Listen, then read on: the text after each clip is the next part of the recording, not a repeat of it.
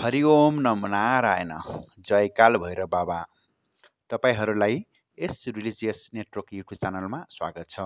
विशेष गरी आज हामी यस पृथ्वीमा भगवान छन् त भन्ने विषयमा कुरा गर्न जाँदैछौँ। यस भिडियोले तपाईहरूलाई धेरै कुरा सिकाउन सक्दछ, त्यसकारण भिडियो अन्तिमसम्म हेर्नुहोला। के साँच्चै भगवान छन् त? कतिपयलाई यस कुरामा विश्वास हुन पनि सक्दछ र कतिपयलाई नहुन पनि सक्छ। प्रत्यक्ष भगवानलाई कसले देखेको छ? के तपाईहरूले प्रत्यक्ष भगवानलाई देख्नु भएको छ? प्रत्यक्ष भेटेर कुरा गर्नुभएको छ? हामी अहिले कलियुगमा छौँ। भगवानको लागि थोरै समय छुट्याउन सक्यौँ भने पनि धेरै फल मिल्दछ।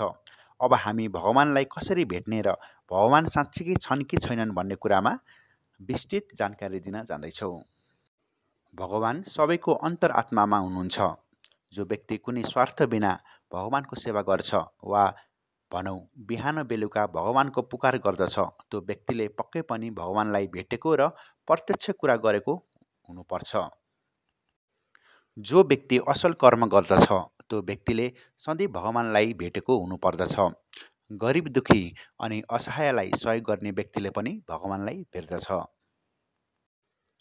त्यसकारण तपाईहरू यदि भगवानलाई भेट्न चाहनुहुन्छ भने सबैभन्दा पहिले आफ्नो असल कर्म गर्नुहोस्, यानि कि कुकर्म नगर्नुहोस्। हाम्रो यस भिडियो तपाईँहरूलाई कस्तो लाग्यो? जस्तो लाग्यो त्यस्तै सल्लाह सुझाव दिनुहोला।